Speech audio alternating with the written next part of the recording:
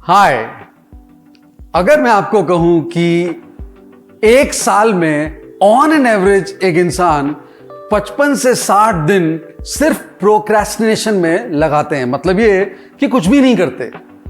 और इसका सीधा सा तात्पर्य यह है कि जिंदगी के कई ऐसे मौके होते हैं जहां पे हम बात को कल पे टाल देते हैं। जी हां, जब मैं ये बात बोल रहा हूं तो आई एम श्योर आपके दिमाग में कहीं ना कहीं ये बात आती है कि हाँ, ऐसा हुआ है, कल से मैं पढ़ाई पक्का शुरू करने वाला हूं, मेरे एग्जाम्स हैं और मैं कल से सब कुछ बिल्कुल शेड्यूल पे करूंगा, और वो कल कभी आता ही नहीं है।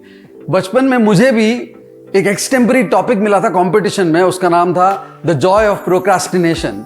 उस समय तो मैंने टॉपिक पे कुछ नहीं बोला, मैं बोल भी नहीं पाया, लेकिन जब मैं पीछे देखता हूं तो मुझे लगता है कि कई प्रोडक्टिव ऐसे गेन्स मैं लाइफ में कर सकता था जो मैंने सिर्फ कल पे टालने की आदत के कारण गंवा दिए। और दुनिया में बहुत लोग ऐसा करते हैं। तो क्या आप उन लोगों में से हैं जो चाहते हैं कि इस आदत से छुटकारा पाया जाए, कि वो काम जिसको आपको अभी आज करना है उसे आप एक्शन ओरिएंटेड लेके कन्वर्ट कर लें प्रोडक्टिविटी में?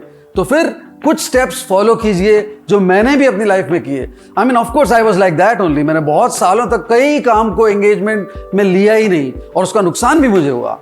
ये स्टेप्स जो मैंने लिए हैं अपने आप को प्रोडक्टिव बनाने के लिए, मैं आपसे शेयर करना चाहूंगा। सबसे पहला स्टेप जो मैंने लिया, मैंने एक पार्टनर इन क्राइम ढूंढा। मतलब ये कि मैंने एक ऐसा एसोसिएट या पार्टनर या कोई ऐसा इंसान अपने उस काम में इन्वॉल्व कर लिया उसको, जो मुझे मोटिवेट भी करे, पनिश भी करे, रिमाइंड भी करे, और कहीं ना कहीं उसका इंटरेस्ट भी उस बात में हो। उसका नतीजा ये रहा कि मुझे न सिर्फ एक पार्टनर मिला काम करने के लिए, बल्कि मैं काम को टाइम पे करने लगा। क्योंकि जब मैं नहीं करता या मेरी इच्छा नहीं होती तो मेरा पार्टनर मुझे याद दिलाता कि you should do it. I mean this is what we have decided. हमने अगर एक कंपनी को फ्लोट करने का सोचा है तो हम क्यों डिले कर रहे हैं? दूसरी बात, बहुत बार ऐसा होता है कि हम कॉन्सिक्वेंसेस ज्यादा सोचते हैं कि अगर मैं ये काम करूंगा तो क्या होगा, और ज्यादातर ऐसा होता है कि हम डिस्कंफर्ट जोन में जाने से डरते हैं। सोचिए ना, आपका फेवरेट फूड खाने के लिए आपको कोई प्रोक्रेस्टिनेशन नहीं लगता, आपको डेट पे जाने के लिए कभी प्रोक्रेस्टिनेशन की जरूरत नहीं होती, या आपको उस गेम में खेलने में कभी डिले करने की इच्छा नहीं होती जो आपके लिए पैशन का सबब है। तो क्यों ना अपने काम को भी हम इस तरह से देखें। कहना तो बड़ा आसान है लेकिन करना मुश्किल है। उसका भी मैंने एक रिजल्ट या उसका एक तरीका मैंने अपनाया। वो तरीका है कि मैंने अपने इमोशंस को आइडेंटिफाई करना शुरू किया उन कामों में जहां मैं प्रोक्रेस्टिनेशन में बहुत ज्यादा ग्लोरिफिकेशन फील करता था, और मैंने एनालाइज किया कि वो कौन से इमोशंस हैं जो ज्यादा ट्रिगर करते हैं नेगेटिविटी को, और उनको कंट्रोल करने के लिए मैंने तीसरा स्टेप लिया। मैंने चंक में काम करना शुरू किया। मतलब ये कि मैंने बड़े काम को छोटे छोटे कामों में डिवाइड कर दिया और उनको स्टेप बाय स्टेप में करने लगा। एंड बिलीव यू मी, सबसे पहला चैलेंज मेरा था वोकैबुलरी डेवलपमेंट, और जिसके लिए मैं बहुत महीनों सालों तक टालता रहा। फिर मैंने सोचा कि चाहे लाख वर्ड्स हो डिक्शनरी में, लेकिन मुझे तो 5 वर्ड एक दिन में करने हैं ना। और मैंने 5 शब्दों के लिए नेक्स्ट अपना स्टेप लिया, रिचुअल बना लिया कि मैं कब करूंगा वो 5 शब्द। मैं सुबह उठते ही नहीं करूंगा, मैं रात को नहीं करूंगा, मैं लंच के बाद करूंगा।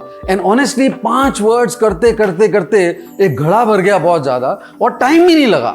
और ऐसा मैंने देखा कि रीडिंग बहुत ज्यादा मुझे हेल्प करने लगी उसके लिए। नेक्स्ट मैंने देखा है कि कई ऐसे टास्क होते हैं जो बड़े लॉन्ग लगते हैं। ऐसा लगता है it will take years for us to master those task, और हम ऐसे काम को शुरू ही नहीं करते हैं। उसके लिए एक सिंपल सा तरीका है कि ऐसे टास्क को रिवॉर्ड सिस्टम से क्लब करना चाहिए। मतलब ये कि इसको करने का मुझे एडवांटेज या फायदा क्या होगा, क्योंकि मैंने इंसान की फितरत जो हम देखते हैं ना, कि अगर हमें कोई फायदा लगता है तो हम उस काम को शुरू करते हैं। And most of the time, for example book लिखनी है, अब बुक लिखने के लिए कई लोग शुरू ही नहीं कर पाते हैं, पहला पेज ही नहीं शुरू होता है। क्यों? क्योंकि इमीडिएट एडवांटेज ही नहीं दिखते, उसके बेनिफिट्स नहीं दिखते हैं। अगर जैसे रिवॉर्ड सिस्टम से इंसेंटिवाइज कर दिया तो वो काम की शुरुआत होती है। And honestly it works magic. बहुत बड़ी बड़ी स्किल्स और टास्क्स कंप्लीट हो जाते हैं। नए बिजनेस की शुरुआत, बुक लिखना, मे बी टेक्नोलॉजी कोर्स करना, या कहीं भी एक नई हैबिट को जन्म देना, could be possibly going to gym. आप शुरू कर सकते हैं इस तरह से, and I can tell you it works magic. Procrastination is all in the mind. Thank you.